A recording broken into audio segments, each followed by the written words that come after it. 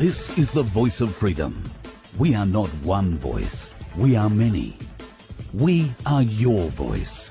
But we can only be effective if you use your voice. Your voice. This is the voice of freedom.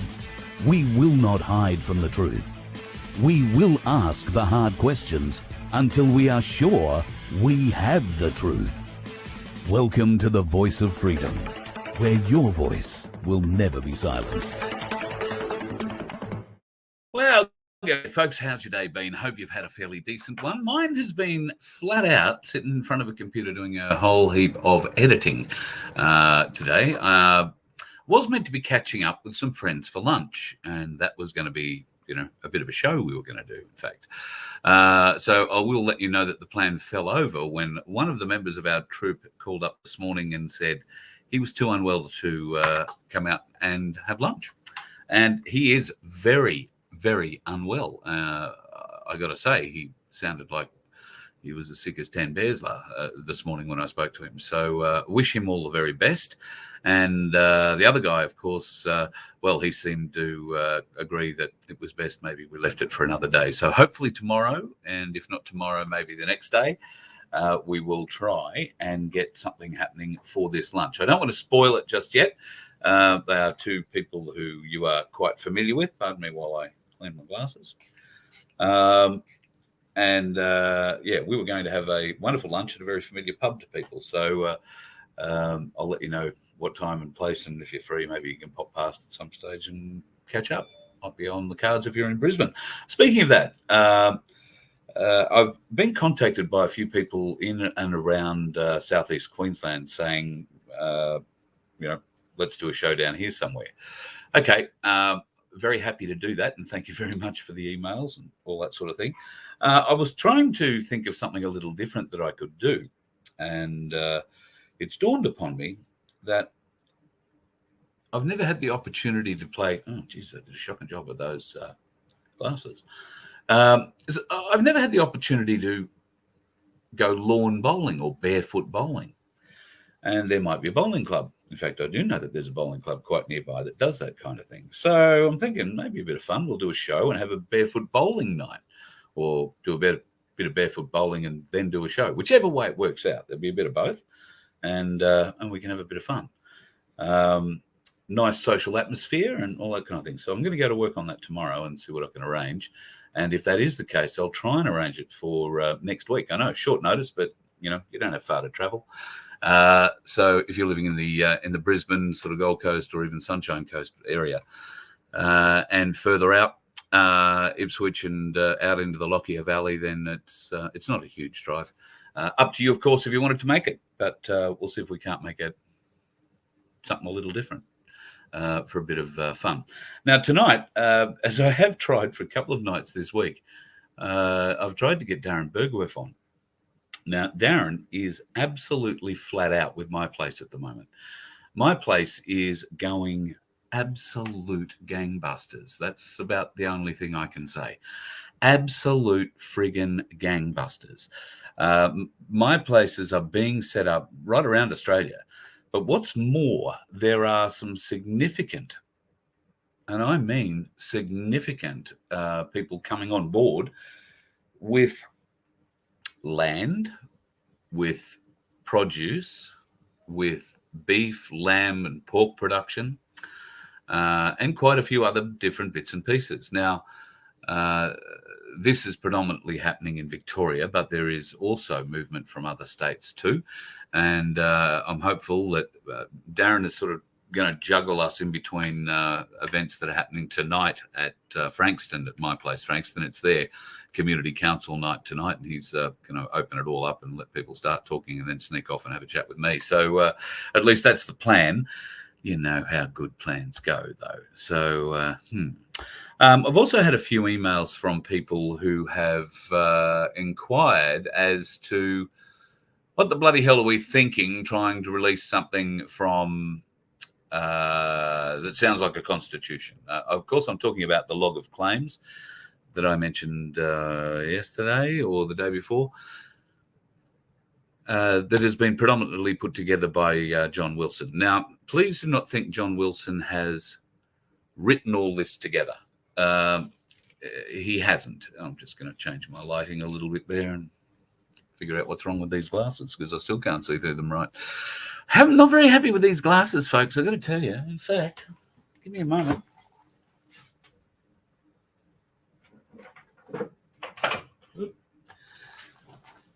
I might nearly have to go back to the other ones just for the evening. I don't know. See if these are making any difference. But I somehow doubt that this tinting thing is working well with one or both or all of the lights that I've got floating around in this room. And it's making my eyes look a bit weird. There you go. Well, I don't know that it's much clearer, but anyway, a little bit of reminiscing going on. What was I talking about? John and the log of claims. Right. So don't think for a moment that this is something that John has put together all by his lonesome. He has predominantly gathered everything that is in this document from we the people at the events that he's traveled around to and through the communications that he's received directly from many people from all around Australia and from all walks of life within Australia. So this is a document, this log of claims, I think is a great starting point. But please do not think or be under any misapprehension that this is John writing anything, trying to force his will. That's nothing of the sort. Although we are toying with the whole idea of calling it a Aussie Communists Manifesto. He, for whatever reason, has a great desire to call it that. But, of course, we all know that he isn't a commo, hasn't been a commo for many years, and publicly renounced the Communist Party many years ago. And I guess at some point turned slightly capitalist because he wound up, I think, rather than working for the unions, wound up working on very large projects for the bosses. So having said that, don't ask me where, what, where, or how. I'm just sort of trying to put things together myself. But John has been able to do just that, put things together himself. He's taken great note of what he's been told. And obviously, John is very motivated. God had a very large effect on him while he was floating backwards down the Brisbane River in high flood in the middle of the night with the police saying, "Sorry, mate, we're not coming to rescue you, or your dog, or anything else." So there you go. Clean them a bit better and you see what happens. So, yes, please don't think this is John forcing his will upon us or whatever. And in fact, that is exactly the opposite. This document is merely a starting point. And what we want everybody to do is to share it, to read it, to share it, to discuss it, to add things to it if that's what's required, because nobody says everything that needs to be in a document like this is there yet. You might think of things that we didn't. And that the other people that contributed to this didn't think of. That's what this is all about. So we circulate that, we talk about that, we modify or we amend that if there is enough sway to do so, or whatever you bring up is something logical and reasonable and should be included. And we can pretty much assume that everybody will agree with that. But if there are contentious things that should be brought up, we'll put that to a bit of a vote. There is no reason that something like this can't be discussed like adults. We can all have a go at discussing things like adults. I know that there are certain amongst us who don't like doing that, but yeah. But anyway, that will come out towards the end of this week and or over the weekend, depending on a few little things that are going on at the moment. Delta, did I get your email? Well, Delta, if you emailed me as Delta, I don't know. I don't think so. Let me say that. Does anyone know from the man with Captain Marvel Jr.? Yeah, good on you, Michael. The log of claims does sound very interesting, Paul. Looking forward to being able to bring it to you, and looking forward to your response, your input, and as I am for everybody's. That's crucial. So hello, Barbara. G'day, Mick. G'day, Sandy. Who else is in the house tonight? Aussie Sue, of course. Lovely, lovely Sue's. Elsa, thank you so much. You and your husband are fabulous folks. Jane is in the house, and Neville is telling me that my image is very clear today. Thank you, Neville. We must be getting something right finally. At least that's the hope. So what else is going on today? Well, BHP and Coles have made a couple of big announcements. Following in the footsteps of Woolworths, from March the 1st, no one will have to be squirted up the wazoo with the jibbity jab to get employment with them. Shock, horror, gasps, what a surprise. Okay, great. We'll be able to get potentially a great number of unemployed policemen working at Coles as checkout chicks or chaps, depending on, or checkout thems. I don't know what you call them. At any rate, that'll be great for the police who are not allowed to go back to work because they refused to be stuck up and bodily invaded in any way. What a shame, because, of course, now that's opened the door to Plugger Duck & Co. to now start employing 500 overseas police a year. They do not need to become Australian citizens. In fact, I'm of the belief they do not really need to understand much English.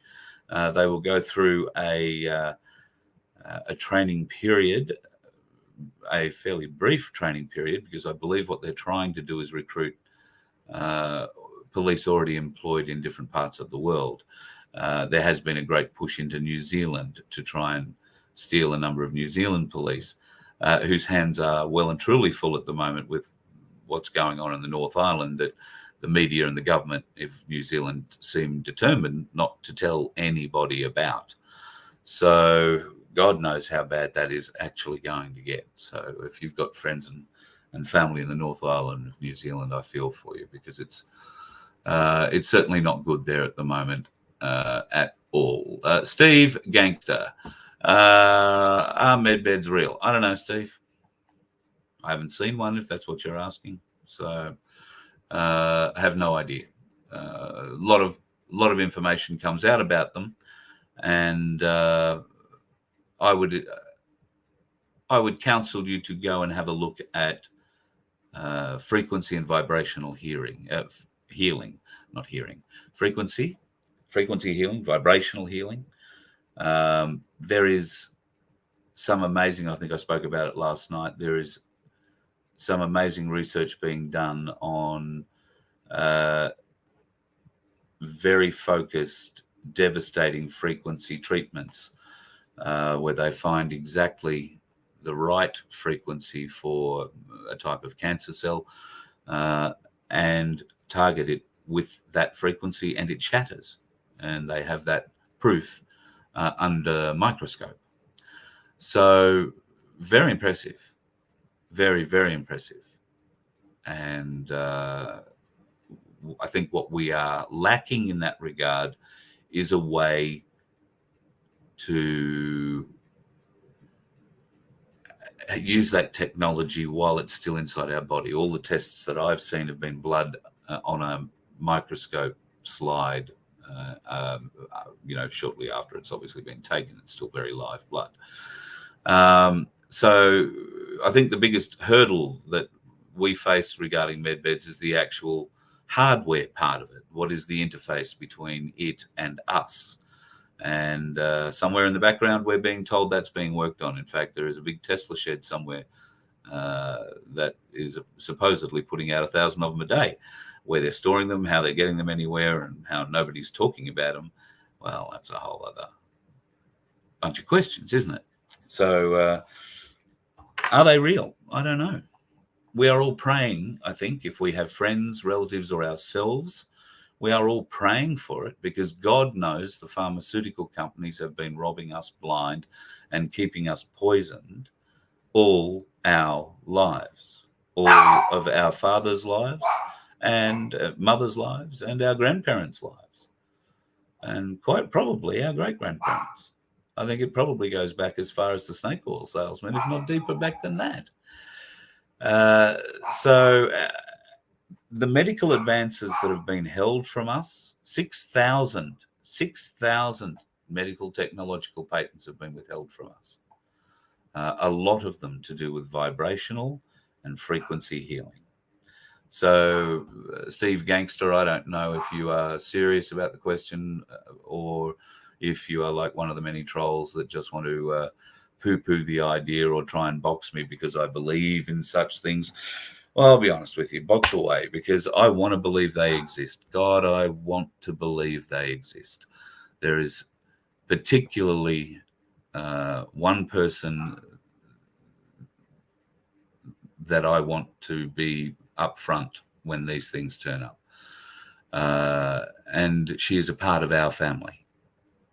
And without the aid of something like a med bed, then there are going to be some significant challenges going forward in her life that could end it sooner rather than later.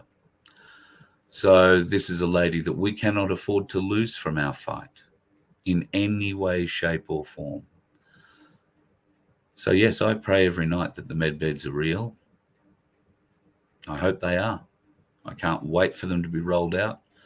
I see no physical evidence of it, but why would I? I mean, if they're real, they're going to be secret. Because if we actually knew what warehouse they were being stored in, if we knew what truck, what aircraft, what train they were being transported on, the people would be pulling them out of the boxes on the side of the railroad tracks, on the side of the road, or at the airport, and getting into them there and then. They would be rioting in the streets to get into these things.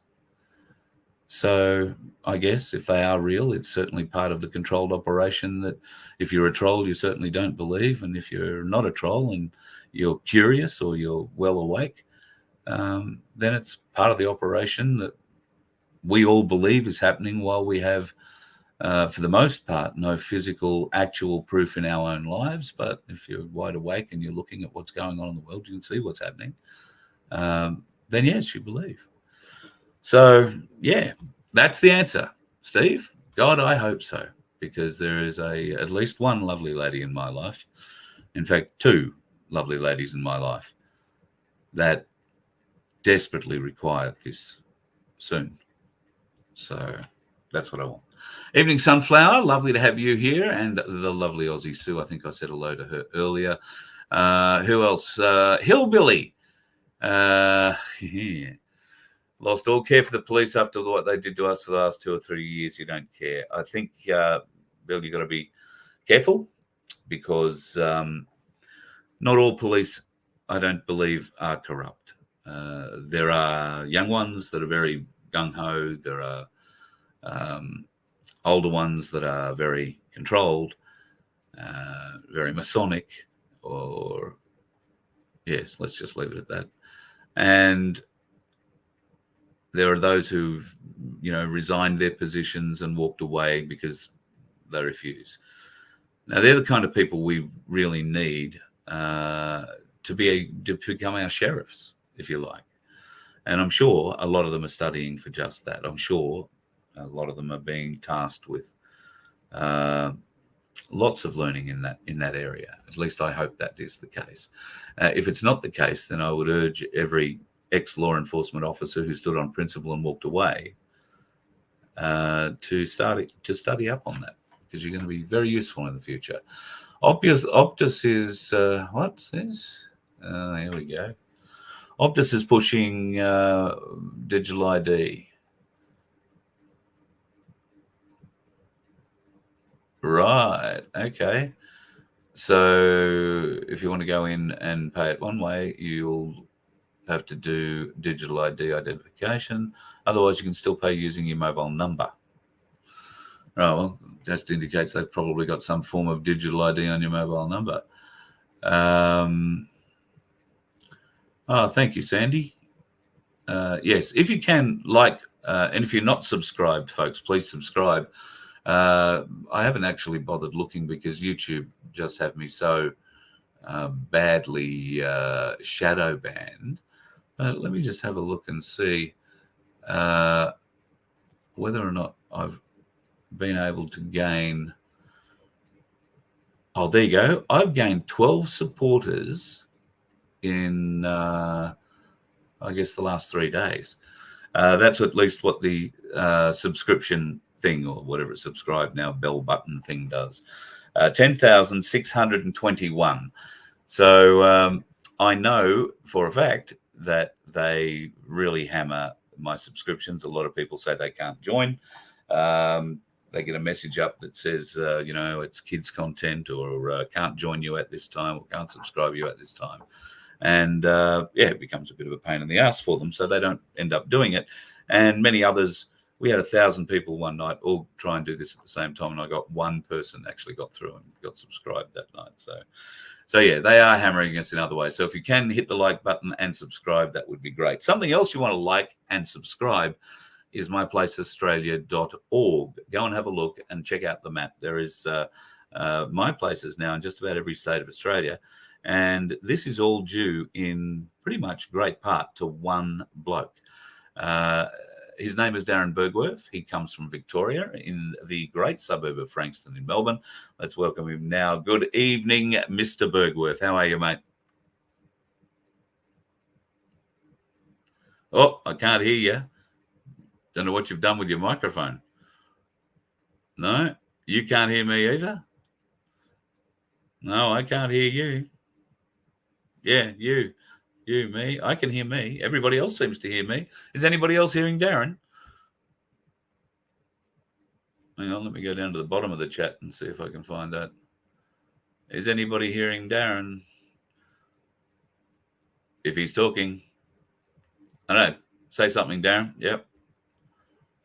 Yeah, no, nobody can hear you, Darreen. Can you hear me? Nod your head, don't say. Yeah, you can. Right, no, well, can't hear you. Hang on, let me try and. No. It says your mic isn't connected, so maybe you've got to go back out and log in again, maybe. Try that, see if that works. We'll see how it pulls up. Darren's jumping in between meetings tonight at my place in Frankston. It is the People's Council meeting tonight, and they're got a couple of committee meetings on too. In fact, he was part of a huge meeting last night, and I know quite a lot of you are watching tonight who were on that Zoom with him. I think it ran for 3 hours last night, and it went like that, he says, because there was just so much great information being put forward, some great education going everywhere. And well, takes a little bit of time. Here we go. Let's try another go. Good evening, Mr. Bergwerf. How are you this evening? Yeah, good, Carl. How are you, mate? Excellent. Now we've figured it out. Yeah. Look, I got to say, it's been bloody hard to get you on pretty much since the start of the year. I know we've had a couple of chats, but in the last, 2 weeks, we've tried to get this happening every other night. And you are driving here, doing a speech there, going back to Frankston for this meeting, that committee showdown, and this council appearance. Mate, things are flying with my place. Tell us about it is. It's going too quick, actually. And last night we had our coordinator Zoom meeting, which we do once a fortnight with all the coordinators from the 105 different. We only had about 90 on last night, but I think we've got about 105 communities now up and running. And we're not really pushing to get any more at the moment. We're trying to get all the infrastructure built, which we're getting very close to having our own server up and running, the website fixed up, and getting all the back of house stuff done so that we can accommodate the growth when it comes. Yep. So, do you have an accurate number of where we're up to now? It's between 100 and 110. I'm not sure. Yeah.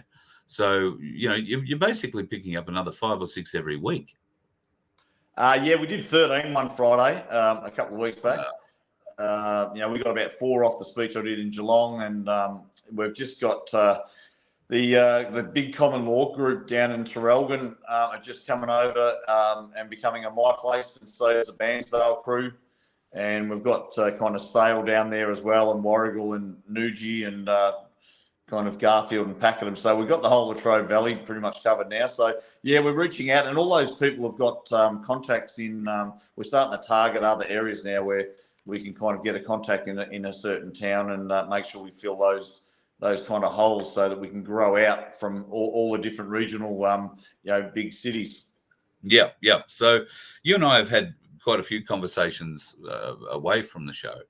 There are some really exciting things happening in the background with producers of both fruit and vegetables, but also livestock too. Yeah, well, we're in the process, and I'm working with Penny from Port Macquarie at the moment. She actually did the Zoom for me last night, and we're trying to get a whole host of farmers together and start doing some Zooms with just the farmers so they can kind of connect as well, and we can start having discussions. I'm speaking with ones down in southwest Gippsland, down near Colac.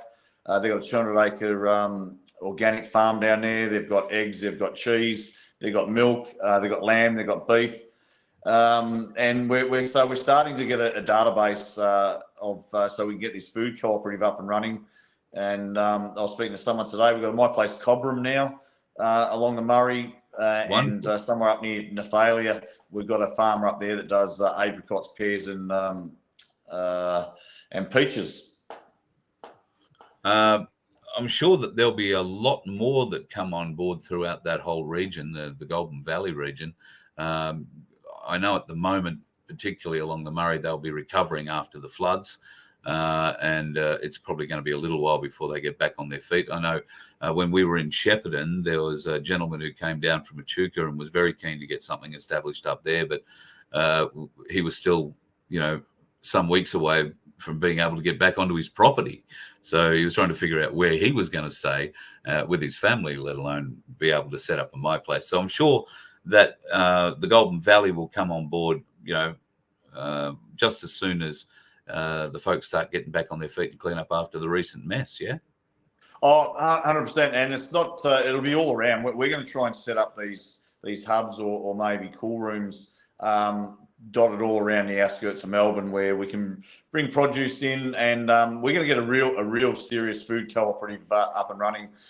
The farmers have been screwed royally for decades, and it's time that they started getting better prices for their hard work, and we started getting good prices for our produce that's straight from the farmer, and cut out the middleman, which is not the whole, but is one of the biggest things about what the My Place communities are about, is to get people to have the discipline to stop spending money at all these cabal stores, and including all the fast foods, any chains that are owned by BlackRock and Vanguard, and that includes the big supermarkets.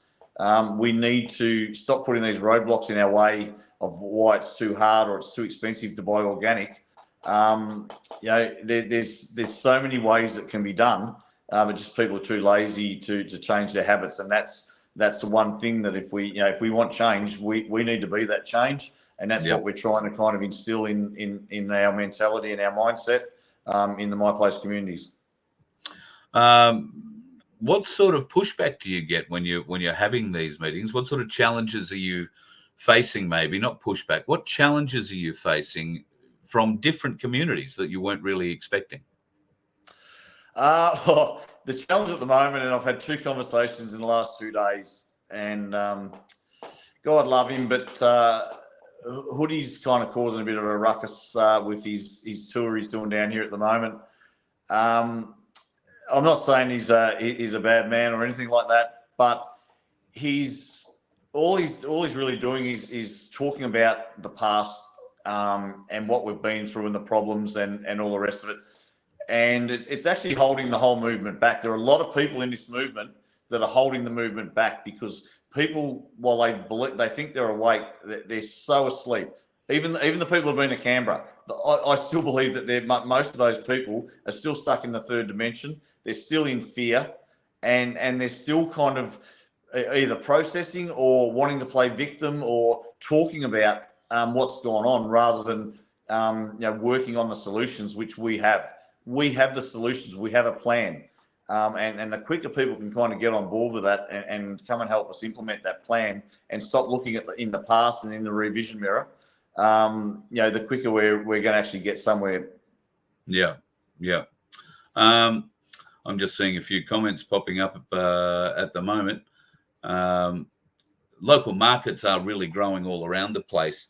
We were talking yesterday about the possibility of farms that aren't being utilised, maybe because the mother-father operation that maybe netted a couple of kids didn't net a couple of farmers out of them, and so dad's run the property for as long as he can, but it's still home. They're living there, but they're not really doing much with it.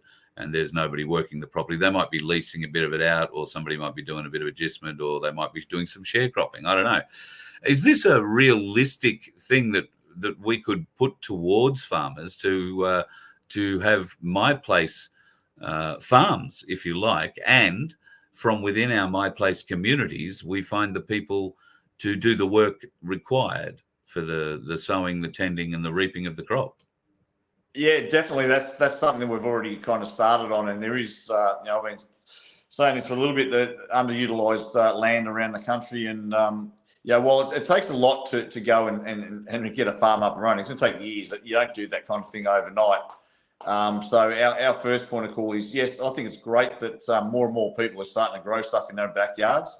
The more produce, the fresh produce we can grow that's not chemically enhanced or modified, that's better for everyone's health, and it takes less stress off the having to shop at the supermarkets. But in the short term, I think the challenge we've got with the whole farmers gate to plate thing is the security of their business. I mean, no one's going to leave the sales that they've got, the client base that they've got through the big supermarkets, and risk all that when we don't have the numbers. So it's going to be a really slow transition. It's going to be really organic to start with, but we will build it to a point where we will be buying everything direct from the farmers. Yep, and that's only going to make life better for everyone.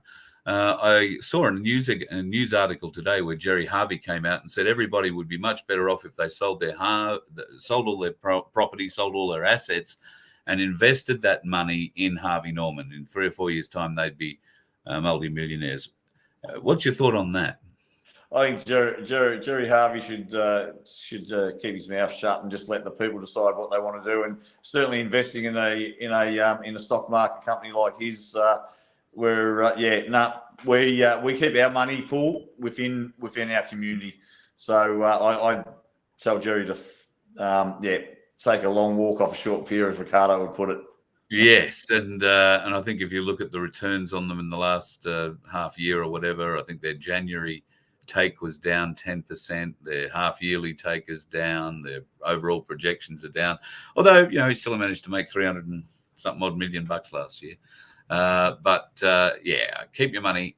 Don't go pegging it into the stock market at the moment. That would be my bet. If you want to go and spend it anywhere, talk to Cass Smith and the crew at Freedom Financial Services and get your super turned into gold and silver. Or if you've got a lot of cash and you want to store it somewhere, that's not a bad place to put it either.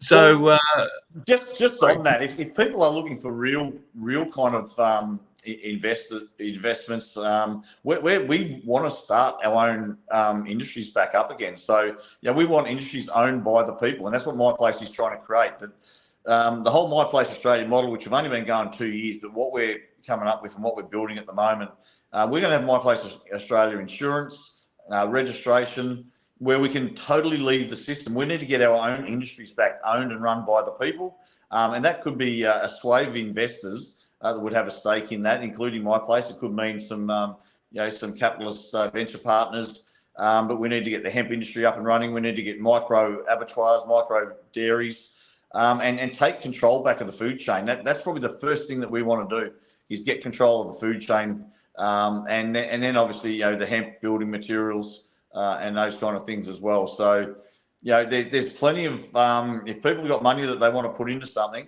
where we can build a business model where they can invest in their own business and be part owners in a business that's going to be fully transparent. It won't be bullshit share buybacks and all that crap that the corporate world do. It'll be just a solid cooperative business that will be owned by the people and run by the people. Interesting that we're having this chat today. Of course, Coles have come out and said, come March the 1st, you don't have to be jabbed to be working for them. Woolies and Aldi are doing the same thing. I think Woolies were the first to come out with it. Obviously, you won't have any requirements of that at anything you're operating or setting up, will you? No, not at all. We'll be, and if you are, it doesn't matter either. We welcome everybody. Yeah, that's the thing. My place is about inclusion. It's about education and warmth. I think, you can do everything from, Tai Chi. I think you do Tai Chi, music lessons, self-defense courses.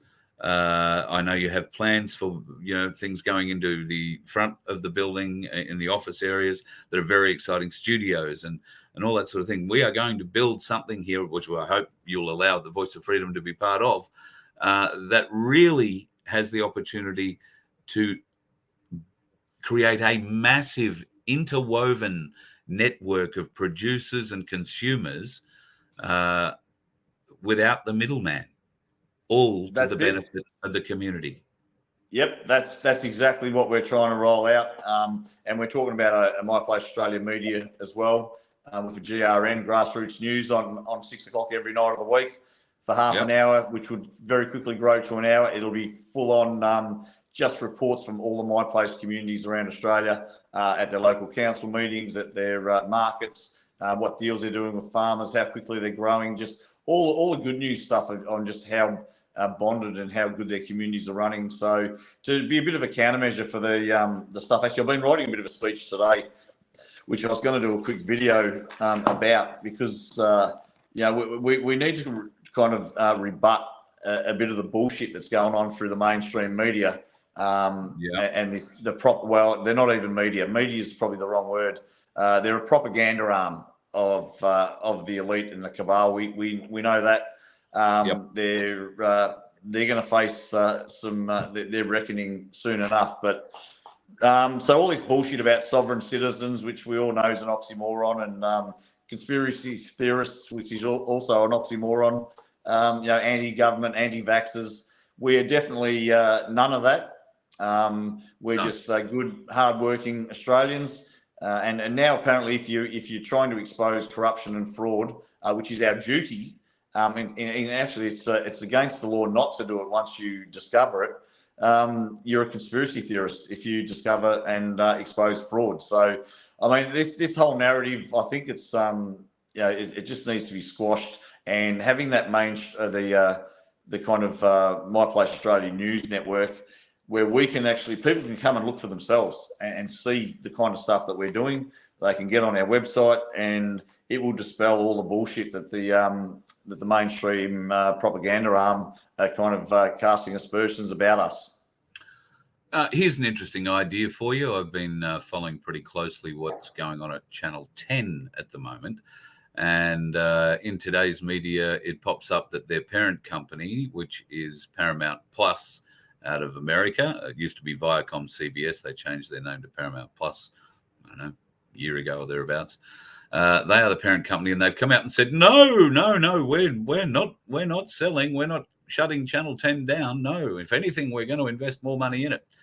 So you can be 100% guaranteed that within the next 12 to 18 months, Channel 10 will be out the door at a fire sale price. Well, I reckon those fuckwits on the project last night or whenever it was, with that I don't know what you call it, basically put another nail in their coffin. If you've seen that footage. Yeah, horrendous. Yep, absolutely horrendous. And Waleed Ali apparently has come out and apologised, but I wonder how much they had to pay him to come out and apologise about a Jesus joke. Yeah, I mean, just saying. But look, they paid $250 million about 5 years ago for Channel 10. Seriously, I reckon you pick it up for under $100 million, and the people could raise that and get rid of the bloody ABC as well, because it's certainly not for the people and certainly not by the people. But how about the people invest in their own commercial television network, and we make these bastards an offer because it's not worth anything. The network itself is worth nothing. The problem is still going to be that if the content you start to put on there is not to their narrative, that they still can pull the plug on you. No. You would buy. This is full ownership of the network. What you put out the transmitter, you're responsible for. Yep. What you would run into problems with maybe is the broadcasting authority, who would say, "Oh, you're not allowed to broadcast that," but they would be in error because essentially you can do anything you like as long as you're not breaking certain rules, and we certainly wouldn't be. There are plenty of channels available on pay TV platforms that focus on conspiracy analysis or fact-finding and all that sort of thing. So this would just simply be a completely different TV format to something that network had ever seen before. Something created by the people for the people, where people like Maria Z, possibly the Aussie Cossack. I don't know if Dave Graham's going to be available. He might be a politician by that stage. There are others in the movement, maybe me, maybe others, who could get slots in that sort of environment. They already have the infrastructure in place for a national broadcaster, and if I'm honest, the government can't afford to let them fall over. You'd be simply paying for the hardware that they have, because they have killed the business. There isn't piss poor advertising money. Nobody watches the friggin' thing at all. I think it rates lower than the ABC and SBS for the most times. So the only way that they do make their money is out of those late night TV commercials to try and sell you shit. They charge that by the half hour or the hour airtime, and maybe even by the whole night. And they get very, very good money out of that. So that's the only way they are being propped up, by those sorts of commercials. Same with most of the other free-to-air networks in that midnight till 6 a.m. sort of space. It's owned by those, buy one, get 5 free sort of companies. So seriously, mate, that's something we could look at. The people would need to invest in it.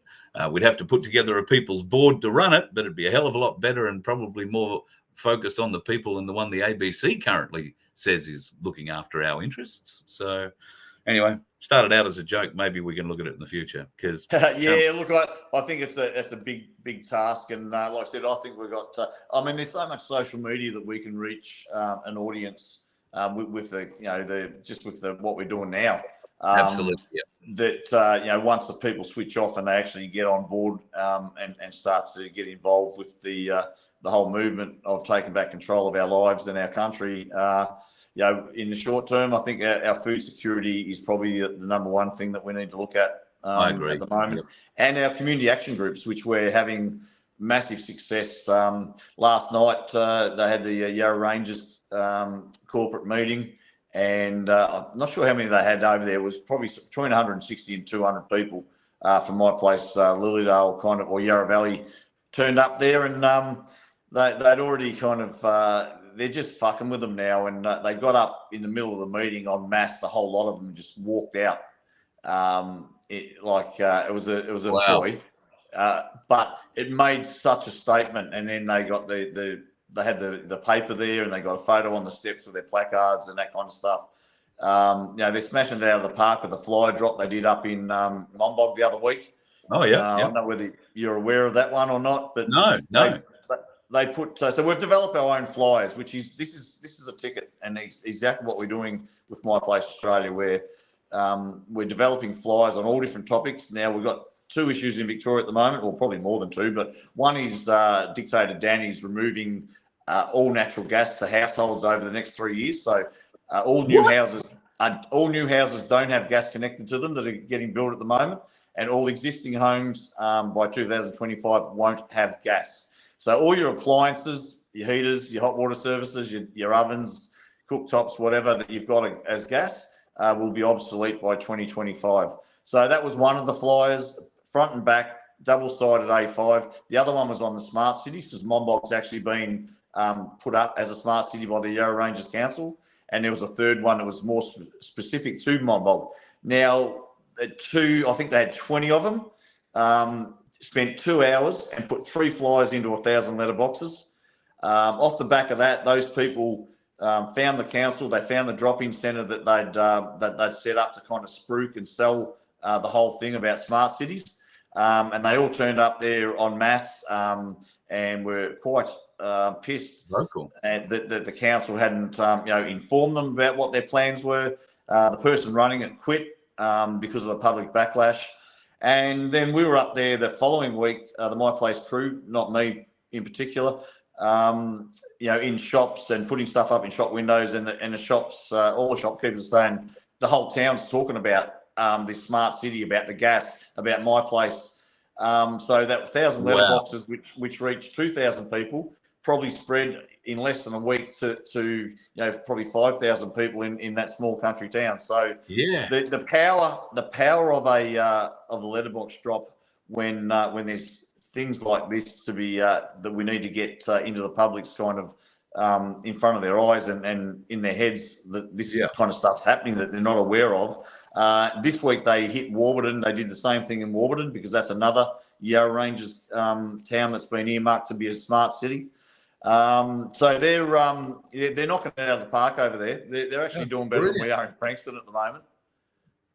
It sounds like like we need to get some sort of walking crews involved in this and get some areas set up every weekend or whenever you can do it, and maybe just do the 4 streets nearest to you, 2 in one direction, 2 in the other.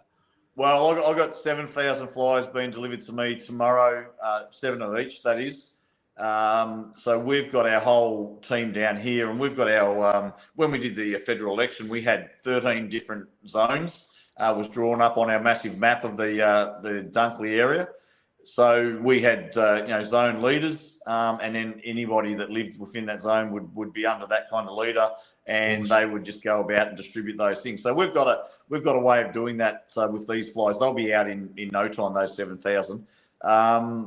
And then what we're developing at the moment, I've got a whole different project teams developing probably about 8 now. We're up to 8 different flyers, front and back A5s.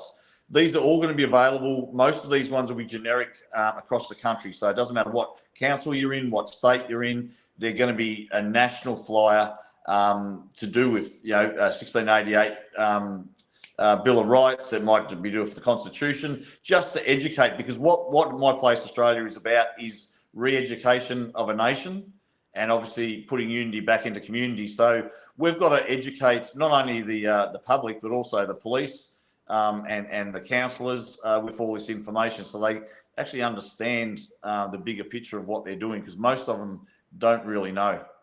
Yeah. The problem is they're employed to know. They're employed to know the agenda. Service. They're employed to know the agenda, not employed to know the public's wants and needs. Well, yeah. But they're only taught, lawyers are only taught a certain part of the law. They're not taught the whole law. Well, no, yeah, true. So they can then actually practice law without even having batting an eyelid that they're doing the wrong thing, because they only know what they're practicing. So they only know their side of the law. They don't know the Constitution. They don't know the bullshit that's happened since 1960 and even before, because they're just, some of them do, but the majority of them don't. Yep. No, you're 100% right. And of course, if you, as we found out the other night, are in the legal system and wind up having to use, at least in the ACT, legal aid, be fully aware that their first obligation is to the court, not to you. So not all lawyers and barristers are like that, though. You've just got to find the one that truthfully believes that when he tells you that, and get him working for you, which is what we're trying to find for Paul Offey and the Freedom Truck at the moment. So, Paul's case is all over. It's done and dusted, mate. Oh yeah, the dickhead legal aid fella that they put on his case, he sent a letter I don't know, Spiros must have been dealing with it, but sent a letter saying, stating that his obligation. I can't say what Paul wants me to say because it's going to make the court look bad. And one other statement that he sent to Spiros, Spiros got straight onto the head of legal aid. She stepped in and basically taken over and said, "Don't worry, he's getting car back. Charges are going to be dropped and all this kind of stuff." Oh no, well, I can tell you that she did try that, and they pushed back. He's not getting it back. Oh, okay. Yeah, there will be a fight. Oh, that was the last I heard that was she was going to do that. But all right. Yeah. No, she did. I was there for that mediation with Paul and Tamsin, her name was, lovely lady. And once again, first obligation to the court. She did take an offer to them. But because this is, and we had Michael Offey on the other night along with Bruce Pate, the laws that they've used to keep the truck are civil in nature, not criminal. They have Paul in the Supreme Court on trumped up criminal charges. And so getting one thing released from the other is difficult by nature of the way they've upgraded the charges. And the fact that they have seized the truck under civil law, not criminal law, using the proceeds of crime legislation in the ACT to do it, which if you ever read the COCA laws, are just some of the loosest written pieces of crap I've ever seen pertaining to be laws I've ever seen. Really, really bad stuff. They've still got to have evidence. They can't just make an assessment without evidence. So yeah, I'm looking forward to certain officers being able to back up their evidence, their witness evidence, because it'll go very much like Bruce Pay. And I just hope that everyone that's involved in this kind of shenanigans at the moment are taking a really detailed list of these players so they can be dealt with when the time comes. I had the cause to have a conversation with a policeman today. He rang yesterday and asked me to call him back. Turned out it was in relation to something that happened a couple of weeks ago. I'd actually forgotten about. Somebody in a chat somewhere had made a threat against me, and it had been reported to police, and they were investigating it. So I rang him back today. We wound up having a pretty good conversation, if I'm honest about it. And then he said, "Oh, look, during the process of the investigation, I looked at a few of your videos, and I looked at the one in particular where this threat was made." And he said, "You were saying some things, about people going to court and police going to court for not doing the right thing and going to have to face the people. And you said, you said some pretty strong things." I said, "Well, yeah, I did. If you're not doing the right thing by and for the people, then yes, you're eventually going to have to front up for it." Now, I went through a couple of little points, and I sort of, thought I'd tickle him a little bit with a few red pills. He was very open to it, very open, very willing to talk. We wound up having a very interesting conversation. I'm sure he hung up and said, "We're going to chase that bastard," but he was a good actor. What can I say? And look, they're turning as well. Like I forgot to mention that as well with Lilydale. They met 7 senior police officers from the Yarra Valley area last Thursday.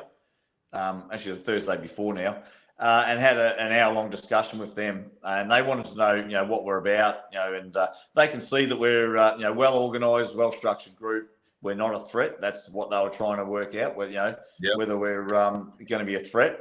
They understand that we're not a threat in any way, shape, or form. With going to that next level of being, whatever you want to call it. But they also got red-pilled as well, and were told in no uncertain terms about the doctor-patient confidentiality laws and the discrimination that they've been privy to and actually enforcing. And the fact that those jabs, what's going on with them. So they were red-pilled as well. And I think you'll find that a lot of the cops are starting to ask questions. I mean, they've got people like really close friends that left the police force that still talk to the ones that are in there.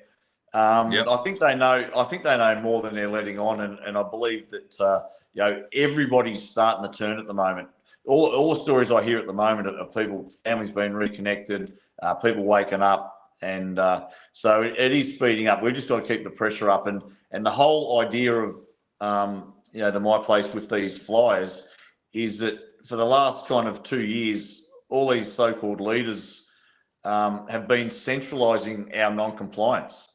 Yep. Right, we've all been dragged into the capital cities of every state and dragged to Canberra, and everything's been centralised, and achieving absolutely zero.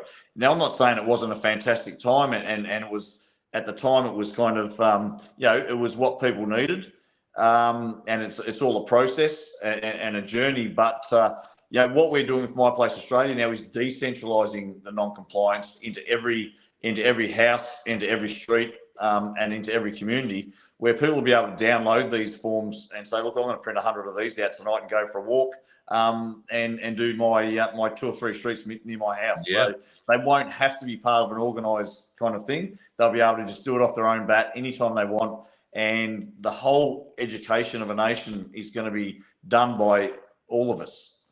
Yep. Yeah. And it's going to be done at ground roots level. Yep. Yeah. Yep. Because it's the knowledge that keeps us as infants in the court system, and it's knowledge that's kept us in the dark, and not necessarily through our own fault either. But the fact is now that once you know that we need to learn this, it's like, that's it. Forget about all the other bullshit. Forget about the white hats. Forget about Q. It's all bullshit. We shouldn't even be wasting our time on that. If that happens, it happens. We don't have any control over it. Let's just concentrate on what we do have control over, and that's taking back control of our towns and our suburbs. Yeah, absolutely. I think it's a mighty effort that My Place is a little over 12, 18 months old now? Like this part of My Place, like after the federal election, we're talking probably 8 months since we switched to just building the community groups and starting to grow the strategy that is ever evolving and getting stronger and bigger and better every day, every meeting we have, every conversation. Always thinking about new ideas, new plans, new contacts. We're connecting so many really important people. So that really only started in June last year. So probably 8 months. And I think I'm probably going to get the figures wrong, but I think you were in the 40s at some stage when you sort of went full time on this. So in 8 months you sort of got 70 odd new My Places up around Australia. No, I had a look back when you were down, or even when Ricardo was down at the end of November. We had about 30. So in December and January, February, in 3 months we've added another kind of 70. Oh wow! Okay, great. Didn't realise. And the next 70 will come in 6 weeks. Yeah, well, I'm coming back down your way hopefully, and we'll be banging our way around Victoria and into South Australia and coming to Frankston. And I want to come to the Yarra Valley and check them out. Monbulk sounds like a great part of the world, and that you've got a couple of new My Places in the northern suburbs of Melbourne, and Wodonga is up and running. You mentioned Cobram, so very keen to pop in and have a look and meet these folks in those areas when there's a place to go. I mean, I understand it's baby steps at the moment for a lot of these places, still trying to find venues. Yeah. Well, it's not even. We had this on the Zoom last night, and like, there's no. A lot of people are really excited and want to. They're looking at other groups and they're feeling like they're not. They're not getting anywhere. And the whole thing is, it's not about getting your groups up and running to start with. It's about connecting everyone in your town, socialising, getting to know each other.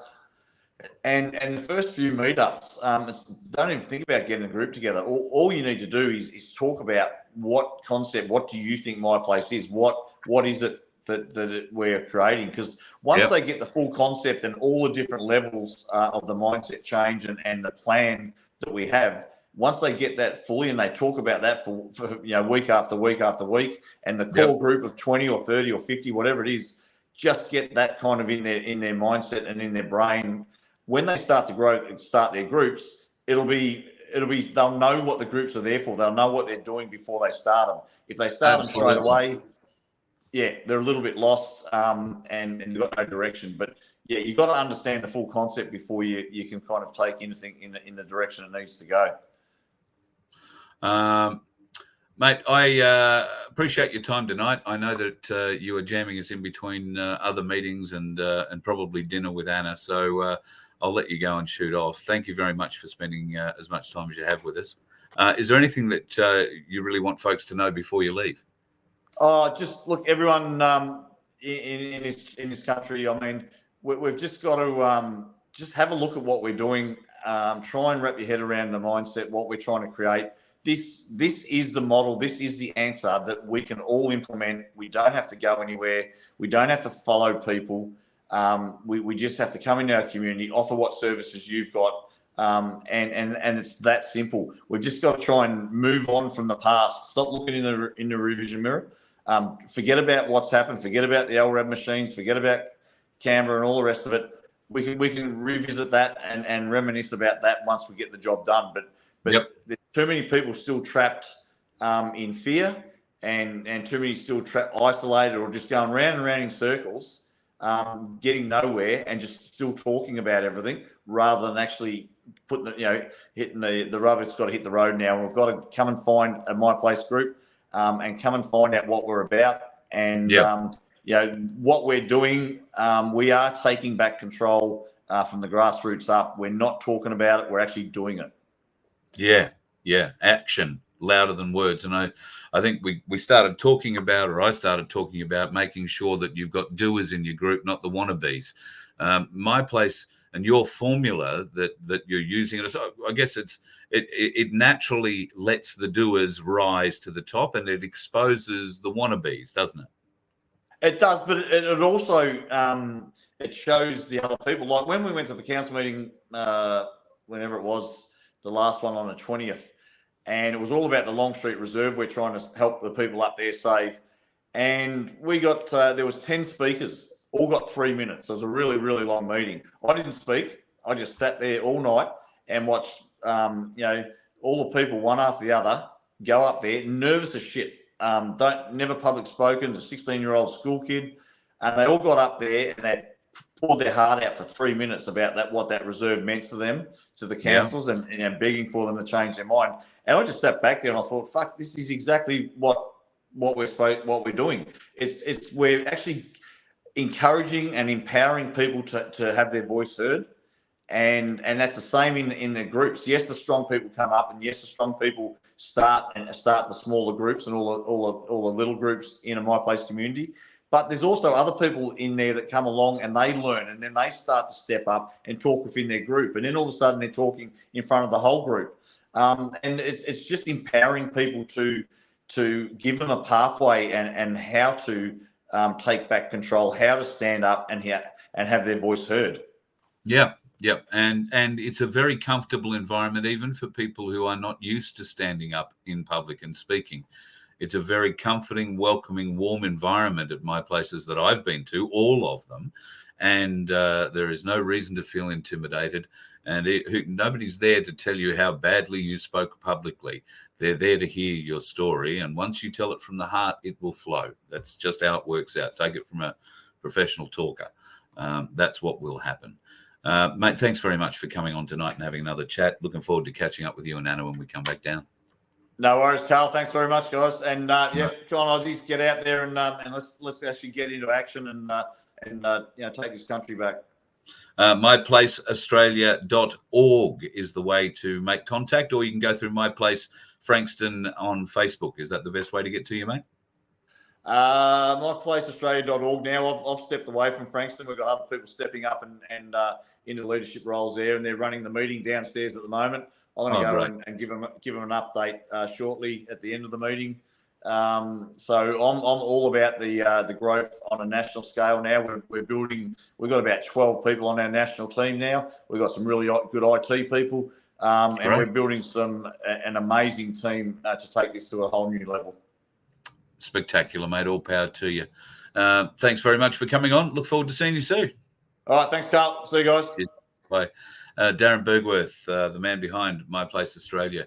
And get a My Place in your place, folks. It doesn't matter if you haven't got a venue yet, just like he says. Initially, You want to be getting to know each other. You want to get a bit of a feel for what everybody thinks their town needs, what people feel they can contribute. And maybe that's just arranging a few meetups, as Vince has done in Mannum at one of the local clubs in Mannum. That's where they have their planning meetings. That's where they have their social gatherings. And I have a sneaking suspicion that might be where the Voice of Freedom will have a show when we come to Mannum in South Australia in the not too distant future. I just want to have a couple of comments here. This one from Bill. I was told by a person contradicted by New South Wales government that every emergency vehicle will be kitted out with Starlink. I would doubt that very much. Starlink is satellite operated. It's going to be absolutely useless in a city environment. You can't drive around between skyscrapers. The satellite dish will only see a very small envelope of the sky. And Starlink needs to have, for best transfer speeds, it needs to have essentially horizon to horizon connection. So at least this iteration, and even the RV version that they are putting out at the moment, is the RV version is slightly different to the home version. I have the home version, which I cart around, and it allows me to set up wherever I want. But we have to pay a premium fee to be able to log into Starlink in every state. All right. So part of the deal initially that you'll get if you're logging in at home is this is going to be something that plugs into the side of your house and is going to stay there. So they only charge you for access to that part of the country that you need, and I need access to all parts of the country. So they charge accordingly for that.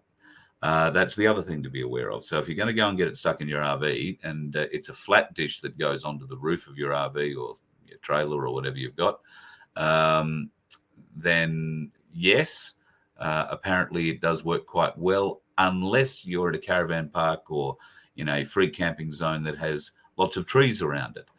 Your horizon will begin at the top of the tallest or the shortest tree, if you like, that blocks your view of wherever the dish needs to go. So you'll need to be very mindful of where you pull up. Now, Starlink being satellites that are moving and your dish isn't, will also work extremely well at certain parts of the day, and at other times it'll be absolutely shitful, simply because of where the satellites are in the sky in relation to where your dish is, and if there is interruption factor. I can tell you, if you're living in a suburban area, particularly in a tropical climate where there are lots of trees around the backyards, not just yours maybe, but everybody else's as well, you're going to need to put your satellite dish or your Starlink dish on a pole, probably 4 to 5 meters up. Just to give you horizon to horizon coverage. That means guy wires and some fairly solid securing, and then I have no doubt you'll get pretty good coverage. So yeah, there's a bit to play around with Starlink, just between you and me and the gatepost. Facebooker. Oh yeah. Now here's some turd who comes in and plugs Dick Yardley, whatever his name is, his talks. Now listen. If you're mad enough to go off and listen to that bullshit from a man who thinks he's got the vaguest idea, then please feel free. But don't come in here and advertise that shit, all right? We don't advertise anybody or anything really in here.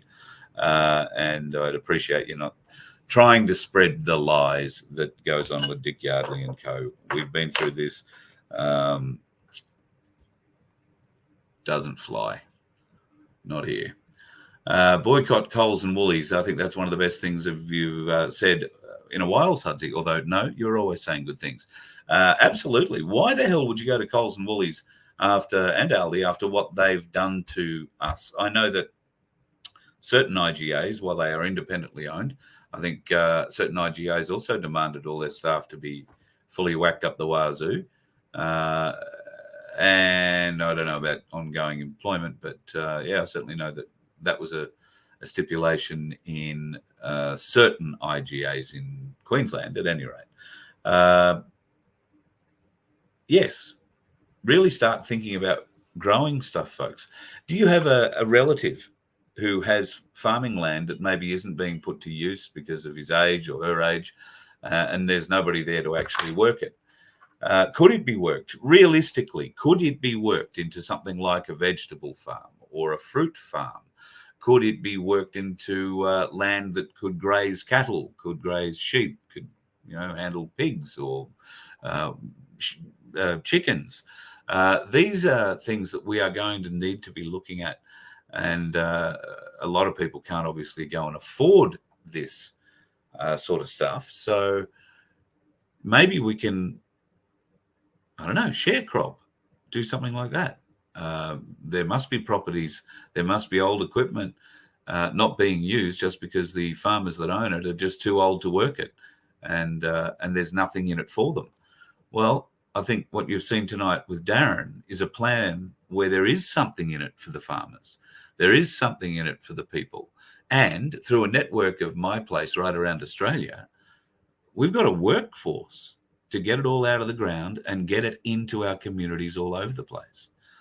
So give that some thought, folks. If that's something that, maybe you've got friends, relatives that are in this sort of a situation, it would be good if we could expand this, get more stuff in the ground growing on a community basis, not being grown for the likes of Coles or Woolworths, who will be very pedantic and say, oh, well, your apple must look like an apple. And if your carrot comes out and it's got a little spindly tail hanging off it, or it's got another growth off the side, it's no good. Well, that's the sort of stuff we're all very happy to eat. You'd probably be quite happy to get that little extra bit and chop it up. It doesn't have to be aesthetically pleasing. It just has to be eaten. Seems pretty easy. It has to be affordable. Well, we can all do that. All right, this is a question, Bill. Chris. Yeah, okay, Chris. So the question is, where are all the lawyers, the QCs who are as savvy as us on constitutional law? Do you really, was this, you were being a bit facetious, or do you want a serious answer? I really don't know, because I've seen a lot of your comments, Chris, and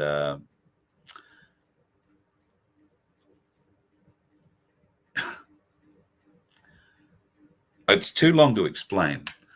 But yes, you ask a good question. Where are they all, Chris? How is it that I know more about the Constitution, and you know more about the Constitution apparently, than a QC does, or a constitutional lawyer who has done nothing but study it all their life? How is that, Chris? Somebody's not telling you the truth, Chris. That's what I'm saying. Somebody's not telling the truth. And there is a great deal of evidence that will be presented at the appropriate time to suggest that all these fees, the large volumes of settlement monies, and when I say settlement monies, I'm talking about the fees that your lawyers, your QCs, your constitutional experts will charge, $40,000, $50,000, $100,000 to represent you in court and possibly get you off, but you'll still have to pay. Those funds will be split with the court and quite possibly with the prosecution. Certainly if the prosecution wins, then the financial gains are spread, dispersed, if you will. And the ACT has a particularly juicy way of sharing the profits of what they steal from people in the courts there. It goes into a trust, and they get to administer that trust themselves without any oversight. It's at least that's the way that I understand it. Very interesting way, and I'm probably, not too far from the truth in suggesting that they're not the only state or territory in the country that are doing like that.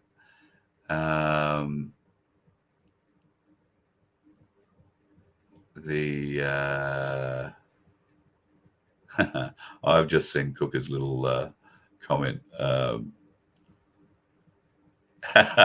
Well, as much as you'd like to think it was about you, Cooker Watch, it actually wasn't. The threat that I received was different to yours. But if you want to call what you said, and let's talk about that in the same vein, then no. I think all that needs to be understood is a trail needs to be created. You of all people would know about creating trails. So consider trail created. But please rest assured, the police chat and the threat that I received was nothing to do with you. So you can take that little medal off your chest. It wasn't anything to do with you. I don't do anything to do with you. Trust me. I don't even bother going to read your Twitter splatch and whatever else you're hooked up to. I'm waiting for you to become a mainstream media star. That's what I'm waiting for you to do. I'm sure that'll come up soon. If you're on the roads, folks, look out. There are lots of dickheads out there. You let one ant stand up to us, then they all might stand up. Those puny little ants outnumber us 100 to 1. And if they ever figure that out, there goes our way of life. It's not about food. It's about keeping those ants in line. That's why we're going back. Does anybody else want to stay? Let's rock!